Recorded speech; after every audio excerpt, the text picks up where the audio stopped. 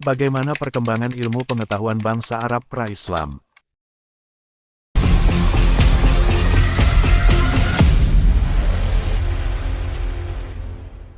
Ibnu Ishaq Asy-Syatibi, wafat tahun 790 Hijriyah, menulis dalam bukunya Al-Muwafaqat, bahwa masyarakat Arab jahiliyah memiliki perhatian dan pengetahuan yang disebut-sebut oleh sekian banyak orang.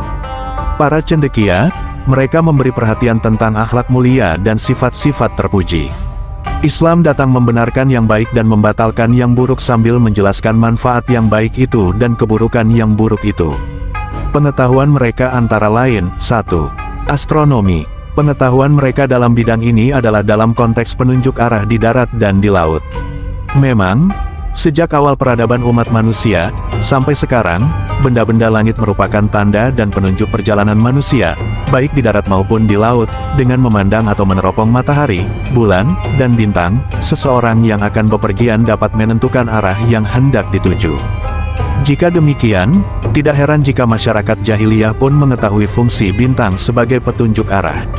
Al-Quran Surah Al-An'am ayat 97 mengingatkan mereka tentang hal ini, antara lain dengan firman-Nya, dan Dialah yang menjadikan bintang-bintang bagi kamu, agar kamu menjadikannya petunjuk dalam kegelapan di darat dan di laut.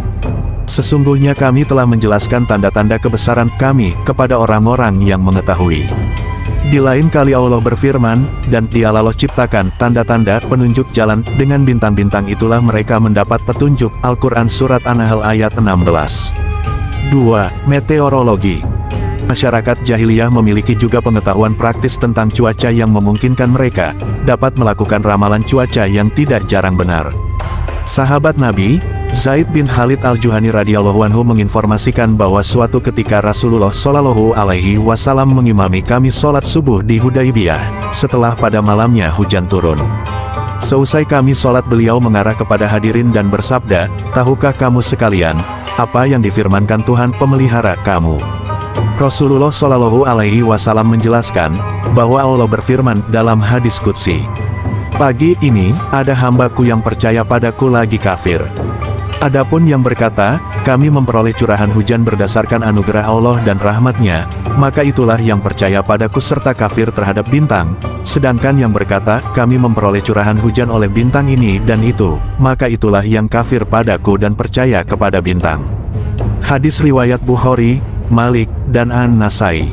Hadits ini menunjukkan bahwa masyarakat pada masa Nabi dapat meramalkan tentang masa turunnya hujan, hanya saja mereka tidak mengaitkannya dengan kuasa Allah atau sistem yang ditetapkannya, tetapi mengira bahwa itu semata-mata karena keadaan cuaca dan perjalanan bintang-bintang, tanpa kendali Allah, dan inilah yang diluruskan oleh Nabi Muhammad Shallallahu alaihi wasallam. Diriwayatkan juga bahwa Sayyidina Umar pernah bertanya kepada Al-Abbas, paman Nabi, tentang perkiraan datangnya musim kemarau atau hujan, lalu beliau menginformasikan berdasar pengalaman atau pengetahuan ketika itu. 3. Sejarah. Banyak sekali ayat-ayat Al-Quran yang berbicara dan menggugah untuk memperhatikan dan mempelajari sejarah dan tentu saja itu menunjukkan bahwa mereka memiliki pengetahuan tentang hal itu, atau paling tidak, mengetahui lokasi dan peristiwa-peristiwa sejarah, apalagi dengan perjalanan dagang yang mereka lakukan, baik ke Yaman maupun ke Syam. Al-Quran Surat As-Saffat yang antara lain berbicara tentang pembinasaan kaum Lut yang dinyatakan pada ayat 137-138, bahwa, sungguh kamu pasti melewati bekas-bekas perkampungan mereka di pagi dan malam hari. Tidaklah kalian berakal mengambil pelajaran. 4. Pengobatan. Pengetahuan mereka tentang pengobatan berdasar pengalaman keseharian mereka.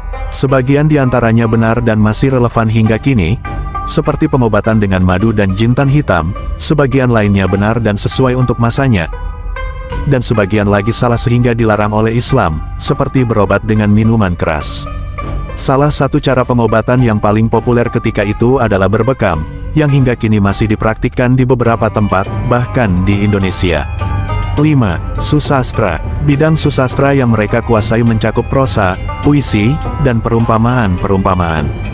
Keahlian mereka dalam bidang ini sangat sulit ditandingi oleh siapa, kapan, dan dimanapun. Kalau kita merujuk pada syair-syair yang digubah pada masa jahiliyah dan memperhatikan kandungannya, maka akan ditemukan bahwa masyarakat Arab ketika itu tidaklah separah apa yang dilukiskan oleh sementara penulis yang menduga bahwa keseluruhan masyarakat jahiliyah hidup dalam kebodohan, kekejaman, dan penganiayaan. Ini terbukti kalau kita merujuk kepada Al-Quran.